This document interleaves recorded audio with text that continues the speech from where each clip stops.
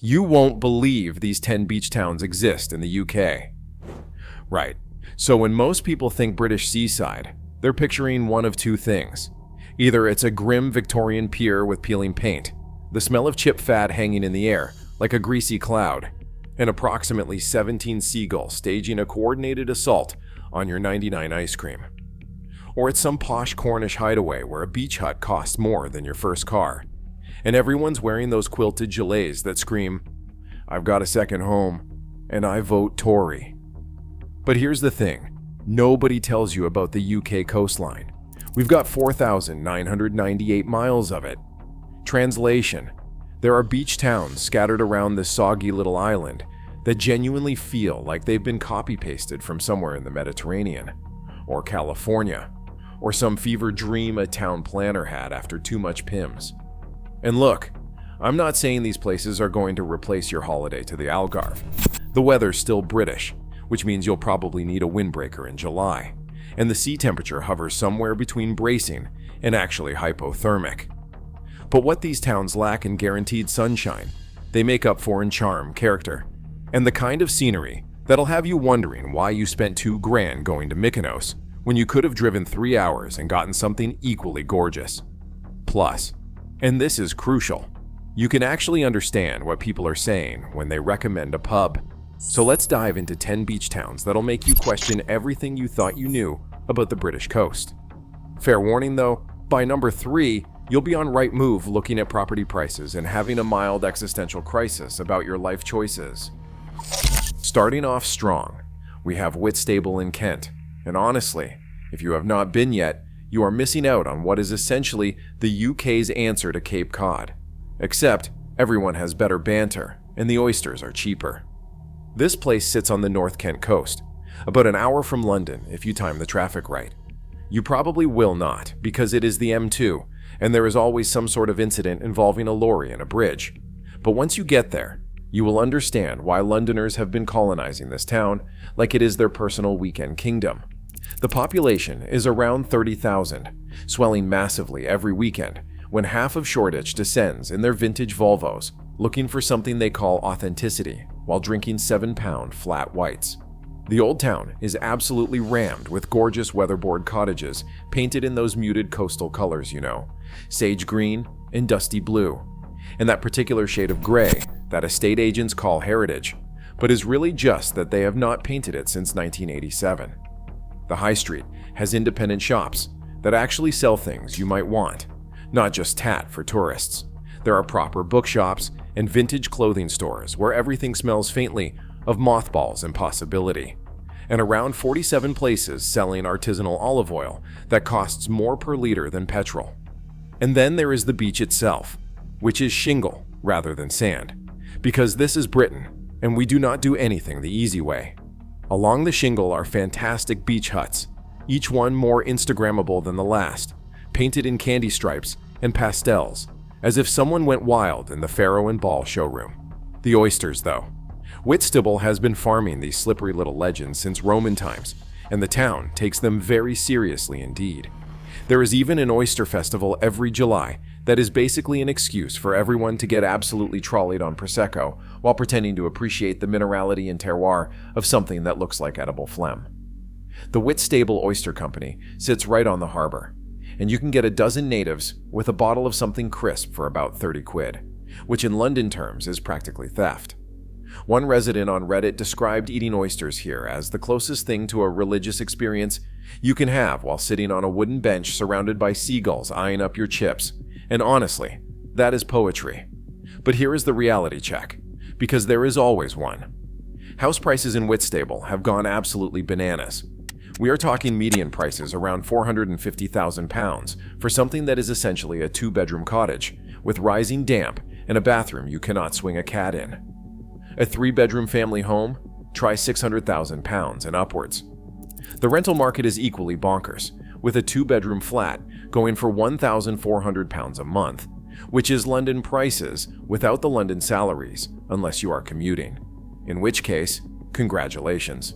You have just signed up for a lifetime of Southeastern Railway disappointment. Picture this though. It is a Saturday morning in June, the sun is actually out for once, and you are walking along the seafront with a coffee from one of those aggressively hipster cafes where the barista has a mustache that is probably insured. The tide is out, exposing rock pools where kids hunt for crabs with little nets. And there is that particular smell of seaweed and salt that somehow manages to be both disgusting and absolutely perfect at the same time. You grab lunch at one of the seafood shacks, probably some crab on sourdough that costs 12 pounds, but tastes like summer, and then you wander through the vintage shops pretending you need another enamel jug. It is achingly, almost painfully nice. This is the kind of nice that makes you understand why people give up their zone 2 flat, move here, and become yoga instructors, pottery artists, or whatever people do when they have a life crisis at 35. Moving down the coast, and if you think Whitstable is posh, wait till you see Salcombe, in Devon. This place is to the British Riviera what Henley is to rowing, absolutely dripping with money, and unapologetically gorgeous about it. Salcombe sits in this natural harbor on the South Devon coast, all steep hills and subtropical gardens and yacht clubs, where the annual membership probably costs more than your car. The population is tiny, just over 2,000. But do not let that fool you. This is where the privately educated come to sail Daddy's yacht and drink Pimm's on boats with names like Dividend and Pension Plan. The whole town is basically one long excuse for wealthy people to remind everyone they are wealthy, except they do it with such beautiful surroundings, you almost do not mind. The town itself looks like someone took a slice of the Mediterranean and plonked it down in Devon with absolutely zero regard for British weather patterns. You have whitewashed buildings cascading down to the water, palm trees that somehow survive despite this being Britain, and beaches with sand so fine it is basically flour. North sands and south sands are proper postcard material. Turquoise water when the sun hits it right, golden sand, and not a Greg's in sight. The sailing scene is enormous, like genuinely massive. Salcombe Week happens every August, and it is basically Henley Regatta, but on water, which I know is a stupid thing to say because Henley is also on water, but you know what I mean. Everyone is in deck shoes and Musto gear looking like they are about to crew for the America's Cup, when really, they are just popping to the co-op for milk. There are yacht clubs, sailing schools, and about 900,000 places to hire a boat if you fancy pretending you know what a jib is for an afternoon. But here is where Salcombe gets wild. The median house price is hovering around £800,000. For a 3-bedroom family home with maybe a glimpse of water, you are looking at well over $1 million. Properties on the waterfront go for £5 million, £6 million, or £7 million. Rentals are £2,500 a month in peak season, and most properties are holiday lets, making landlords an absolute fortune. The job market is basically hospitality, marine services, or remote work. Median household income sits around £35,000, which means locals who grew up here have been priced out completely. One local described it as beautiful but dead, which captures something true. It is like those perfect show homes where nobody actually lives there. And if you think that's intense, just wait, because coming in next is St. Ives in Cornwall, and this place is so aggressively picturesque, it is practically violent about it. St. Ives sits on the north coast of Cornwall, jutting out into the Atlantic like it is trying to make a break for America. And it has been attracting artists since forever, because the light here is supposedly magical. Something about the way it bounces off the water and illuminates the granite. I do not know. I am not an artist, but apparently Turner thought it was mint, so we are running with it. The town has about 11,000 residents, and there are approximately 8 million tourists every year, all clogging up the narrow streets with their Jules raincoats and their National Trust memberships. But honestly, you cannot blame the tourists because St. Ives is absolutely stunning. You have Porthmeor Beach for the surfers, big Atlantic rollers that will knock you sideways if you are not careful. Porthminster Beach for the families, more sheltered, golden sand, that classic turquoise water that makes you forget you are in Britain until you actually touch it and realize it is approximately 4 degrees. And then there is the harbor, which is so perfectly charming it looks like someone built a film set. All white cottages and fishing boats and galleries, selling art that costs more than a small car. The Tate St. Ives sits right on Porthmeor Beach. It is a modernist building that somehow works despite looking like a spaceship. It has Barbara Hepworth sculptures and rotating exhibitions in about 600 school groups on any given Tuesday. The town is absolutely rammed with galleries. You cannot move for places selling paintings of boats and seascapes and moody clifftop scenes. It is like the entire economy runs on art and cream teas and selling overpriced beach accessories to tourists. Here is the bonkers bit. In 2016, St. Ives implemented a policy where new builds could only be sold to permanent residents, not second homes or holiday lets. Sounds great, except prices kept rising anyway, because there is minimal housing and massive demand. Median house prices are around £400,000, which does not sound as bad as Salcombe, until you remember the average Cornwall salary is $25,000. Young locals are all living inland, commuting to jobs, serving coffee to second homeowners. Imagine visiting in summer though, because winter in St. Ives is properly grim. Storms rolling in off the Atlantic that will blow your eyebrows off. You park in the massive car park on the outskirts, because driving into the town center is like threading a Range Rover through a Victorian rabbit warren designed by someone who had never seen a car. You walk down to Porthminster. The beach is heaving, but you find a spot. Kids are building sandcastles and getting absolutely battered by the waves while their parents pretend to relax. You have lunch at one of the beach cafes, fish and chips obviously. About 15 pounds, but it is fresh and the views are outrageous. Then you wander through the streets. So narrow you have to flatten yourself against the wall when someone comes the other way, popping into galleries and gift shops and pretending you might buy a 200-pound painting of a mackerel. You get a Cornish ice cream, probably from Gelbert's, which has been going since 1920, and sit on the harbor wall watching boats bob about. It is the kind of day that makes you understand why people are willing to pay £700,000 for a 2-bedroom flat with no parking and neighbors you can hear breathing through the walls. Right, let us head up to Scotland because Portobello in Edinburgh is genuinely one of the most underrated beach spots in the entire country. Technically, Portobello is part of Edinburgh, sitting about 3 miles east of the city centre, but it has such a distinct vibe it operates as its own town. The beach is 2 miles of proper sandy goodness, right on the Firth of Forth, and here is the kicker. You can get here on a bus from the city centre for like £2. Try doing that from central London. The population is around 17,000, and it is this brilliant mix of artists, young families, students, and old-school Edinburgh locals. The promenade runs the whole length of the beach. Victorian elegance meets modern seaside vibe, and it is perfect for a walk. There is an Art Deco swimming pool, but it has been closed for years because restoration costs millions, and the council keeps arguing about it. Very on brand for Scotland. The high street is brilliant, full of proper independent shops and cafes that have not been turned into Costa franchises yet. There are vintage clothing stores, record shops, bakeries selling proper Scottish tablet that will remove your fillings, and pubs that serve decent beer without charging London prices. House prices in Portobello have gone up, but are still relatively sane. You can get a 2-bedroom flat for around $250,000, a 3-bedroom house for maybe $350,000 to $400,000. For Edinburgh with beach access, that is actually reasonable, though locals will tell you it is mental compared to a decade ago. The vibe is less fancy than the Devon and Cornwall spots. No one is wandering around in deck shoes talking about their yacht. It is families on day trips, students having barbecues that get rained on, dog walkers. The water is absolutely freezing. This is Scotland, but there are wild swimmers who go in year-round. On a rare sunny day, though, Portobello Beach is absolutely mobbed. Everyone collectively losing their minds because the sun is out. Picture this. It is July, miraculously sunny, about 18 degrees, which counts as a heat wave in Scotland. The beach is chaos. Kids everywhere. Dogs going mental.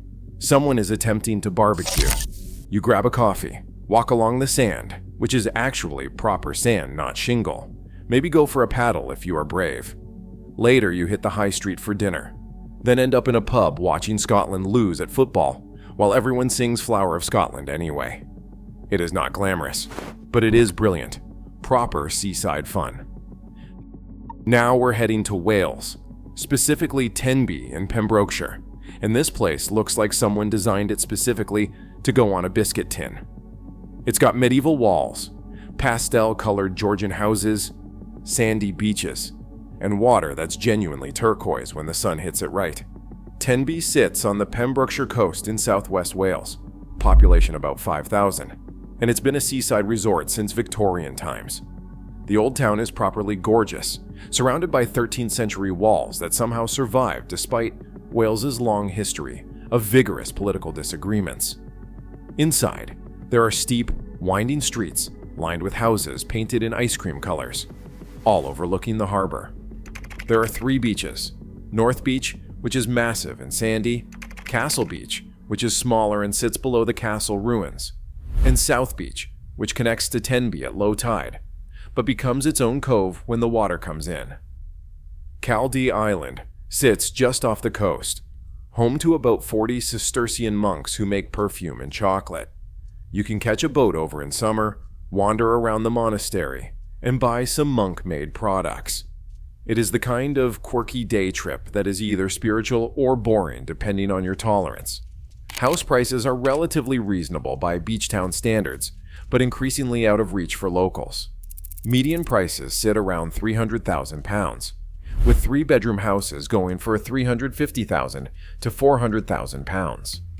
The big issue is second homes and holiday lets. They make up a massive percentage of the housing stock, which means actual Welsh people are competing with wealthy English buyers. It has created proper tension, and you will see graffiti about English colonization.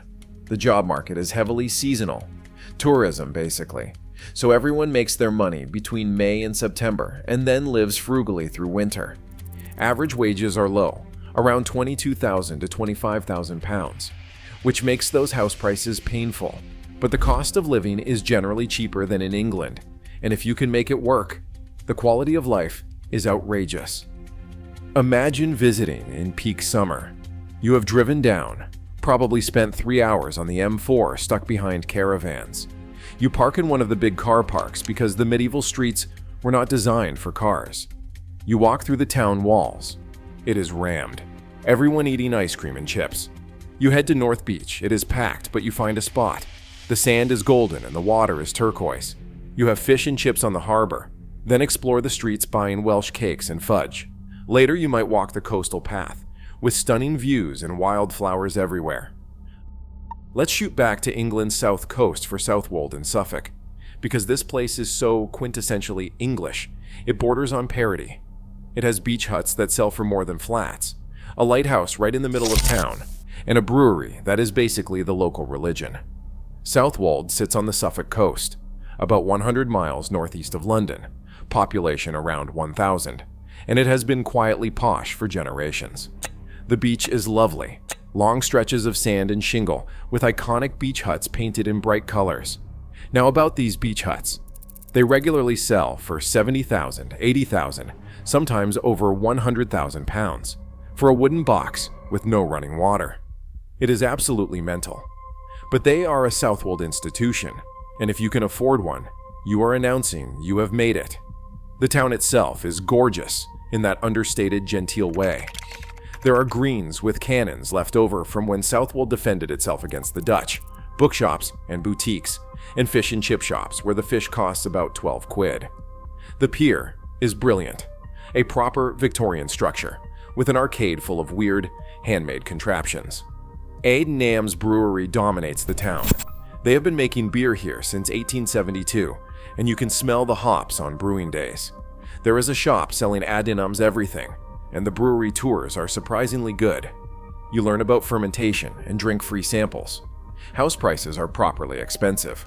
We are talking median around £500,000, with anything nice easily pushing £600,000, £700,000 or more. A period cottage with sea views, over £1 million. It is popular with retirees and second homeowners, which means the average age is approximately 73. The vibe is sedate. You will not find hen parties. It is couples in barber jackets walking Labradors, families with well-behaved children, retired people reading the Telegraph. It is lovely if you want peace and quiet and can afford it. Stifling if you are under 30. Right, down to Dorset for Lyme Regis. If you are into fossils or Jane Austen, this is basically your mecca. Lyme Regis sits on the Dorset-Devon border on the Jurassic Coast, a UNESCO World Heritage Site where you can find actual dinosaur fossils just lying on the beach. The population is about 4,000, and the town has a brilliant mix of seaside charm and a nerdy paleontology obsession. The Cobb is the iconic landmark, a massive stone harbor wall that curves out into the sea. It was built in the 13th century and has been reinforced countless times because the sea keeps trying to destroy it.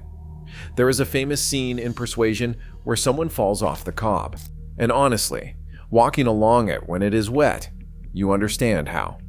It is slippery, and there is no railing. The beach is sand and pebbles, and the fossil hunting is genuinely brilliant. You can find ammonites, belemnites, and sometimes bits of ichthyosaur. If you are incredibly lucky, there are fossil shops all over town selling specimens from tiny ammonites for a few quid to massive museum-quality pieces for thousands of pounds. The whole place has a slightly academic vibe that is quite endearing. The town itself is properly picturesque, with steep streets lined with Georgian and Victorian buildings, quirky independent shops, and cafes serving cream teas and locally caught fish. There is a brilliant food scene, in fact, with several Michelin-recommended places. The Lyme Regis Museum has a whole section on Mary Anning, the legendary fossil hunter who made massive discoveries despite being working class and female in the 19th century.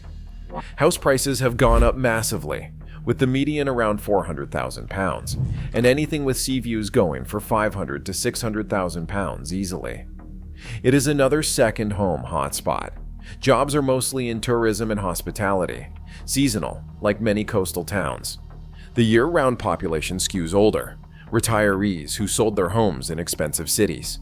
Young people struggle unless they are happy working in hospitality. Imagine a summer day in Lyme Regis. You have come down for the weekend, staying in an overpriced bed and breakfast that smells of dog. You hit the beach early because low tide is best for fossils. You find an ammonite, not huge but perfect, and you are genuinely thrilled because it is 180 million years old. Lunch is fish and chips on the Cobb, with seagulls eyeing your every move.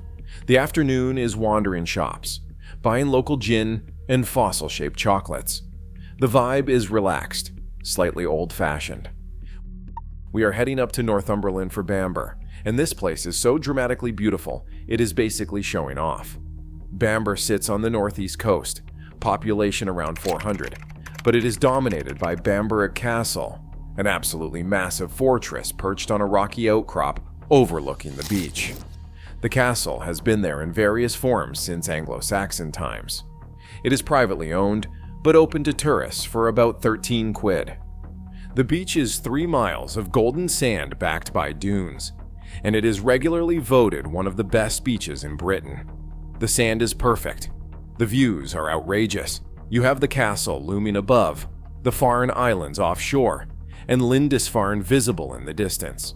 When the tide is out, the beach is enormous, with kids flying kites, dogs going mental, and horses galloping through the shallow water. The village itself is small but perfectly formed, stone cottages, a couple of pubs, and a few shops. The Lord Crew Arms is the main pub, a proper traditional place, with good food and local beers. There is a brilliant fish and chip shop that has won awards, actual awards for fish and chips. The Farne Islands are a major draw for wildlife enthusiasts. You can take a boat tour from nearby sea houses and see puffins, seals, and all sorts of seabirds. The islands are National Trust property, and during breeding season, the puffins are so abundant, it is like a nature documentary come to life. The only downside is that Arctic terns nest there, and they will dive bomb your head if you get too close, which is both terrifying and hilarious. House prices are high for Northumberland, median around £400,000, but you are getting more space than in the southwest. A 4-bedroom house with views might be $500,000, which in Salcombe would not get you a 2-bedroom flat. The issue is limited housing stock, and what does come up gets snapped up quickly as second homes. The job market is minimal.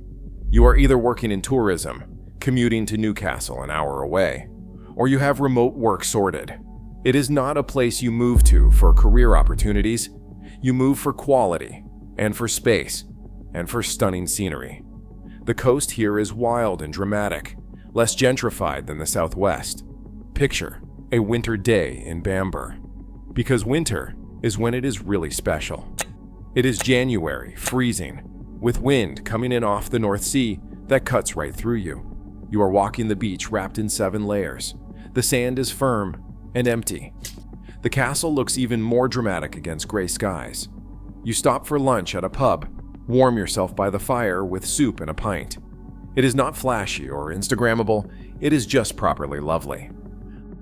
Let us head back down south to Robin Hood's Bay in North Yorkshire, allegedly named after Robin Hood, who kept boats here to escape to sea.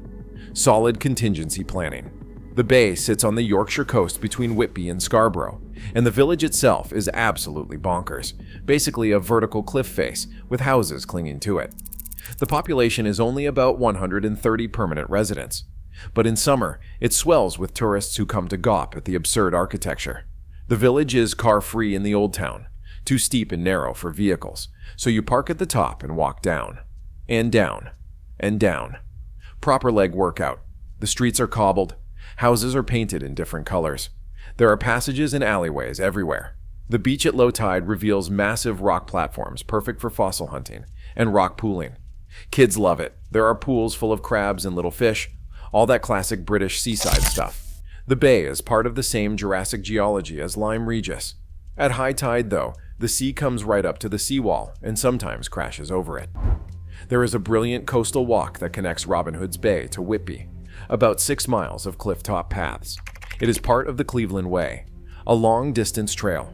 Whitby is worth visiting too, famous for Dracula and goths and brilliant fish and chips. House prices are surprisingly high considering it is a tiny village. The median is around £350,000, and cottages in the old village easily push £400,000 to £500,000. The problem is the same as everywhere else: second homes and holiday lets. The majority of properties are holiday cottages now, rented out for eye-watering amounts per week in summer, sitting empty for chunks of the year. Jobs are scarce, basically tourism, or you commute to Whitby or Scarborough. The pub, the Bay Hotel, is the social hub, a proper Yorkshire boozer with old men who have been drinking at the same table since 1973. Imagine visiting in May, late spring, when everything is green. You have parked at the top and walked down through the village, legs already protesting. You hit the beach at low tide, rock pools everywhere, and you spend an hour hunting for crabs and fossils. Later you have lunch at the pub, probably local crab or fish pie. Then you face the walk back up. It is brutal. You are questioning every life choice. You grab coffee before you leave, everyone else looking equally knackered. It is quirky and beautiful and ridiculous. Finally, we are ending on the Isle of Wight, specifically Shanklin. Shanklin sits on the southeast coast of the island, population around 8,000, and it has this brilliant old-fashioned seaside resort vibe that feels like stepping back to the 1950s, except with better Wi-Fi. The beach is sandy, backed by cliffs, and there is a lift, an actual cliff lift built in the 1890s that still works. It costs about £1 to use, and it is brilliant, proper Victorian engineering still doing its job. The beach itself is clean, family-friendly, and it gets the sun for most of the day. Shanklin Old Village is gorgeous, with thatched cottages covered in flowers, winding streets full of gift shops and tea rooms. There is Shanklin Chine, a wooded gorge that runs down to the beach with paths and waterfalls. They light it up at night in summer. Very romantic. The Isle of Wight generally is brilliant for a UK holiday. You can get here by ferry from Portsmouth or Southampton, about an hour crossing. The island has proper countryside, beaches all around the coast, and quirky attractions like the Needles and Osborne House. It even has its own microclimate, supposedly sunnier than the mainland. House prices on the island are significantly cheaper than the mainland south coast. In Shanklin, you are looking at a median around £250,000, with 3-bedroom houses going for £300,000 to £350,000. For comparison, that is about half what you would pay in Salcombe or St. Ives. The island has a reputation as a retirement destination, The average age skewed older, but there is a growing community of younger people moving over for quality of life and relative affordability. The job market is limited, driven by tourism, plus some tech and creative roles because remote working has made island life more viable. Wages are generally lower than the mainland too, but if you can make the finances work, the trade-off is outrageous. Beach within minutes, countryside everywhere, a proper community feel, and a slower pace of life. The ferry dependency is the main downside. You are reliant on the ferry schedule and prices, which can be expensive, especially if you are taking a car over. Locals get resident discounts, but it is still a factor, and if the ferries are canceled due to weather, you are stuck. Medical services are decent for routine care, but for serious emergencies, you might need the mainland. Picture a family holiday in Shanklin, a classic British summer break. You have taken the ferry over, the kids are excited. You have rented a cottage for the week for about £800, which is reasonable. First morning you hit the beach. It is sunny for once. The kids are building sandcastles. Lunch is fish and chips on the esplanade. Seagulls trying to stage a heist. In the afternoon, you explore the old village, buy ice cream, and rock with Shanklin written through it. In the evening, you have dinner at a pub, something locally sourced, then walk back while the kids crash from sugar and sun. It is simple, traditional, not flashy, but proper, lovely. So there you have it. 10 beach towns in the UK that genuinely do not feel like they should exist here. Places that could trick you into thinking you have crossed into a different country with better weather. They are all beautiful. They are all increasingly expensive, apart from maybe Portobello and Shanklin, and they are all dealing with the same fundamental tension between being authentic local communities and becoming lifestyle destinations for wealthy outsiders. Some have handled it better than others. Some have completely succumbed to the holiday-led economy and lost their souls, becoming museum villages that look perfect but feel hollow. But they are all worth visiting, even if you cannot afford to live there, even if the weather is typically British and you spend half your time sheltering from rain in a cafe that charges £5 for a cappuccino. Because these places, for all their flaws and challenges and eye-watering house prices, represent something valuable about the British coast. They are proof that you do not need to fly to the Mediterranean to find stunning beaches and beautiful towns. You just need to lower your temperature expectations, pack for 4 seasons in one day, and embrace the fact that sometimes the best holiday involves a fleece jacket and a sense of humor about the weather and seagulls that are basically flying criminals. Now, if you will excuse me, I am off to Rightmove to torture myself looking at seaside cottages I will never be able to afford, calculating mortgage payments, and pretending I could make it work if I just gave up avocado toast, foreign holidays, and probably eating. Drop a comment with your favorite UK beach town, or tell me I have missed somewhere obvious and you are furious about it.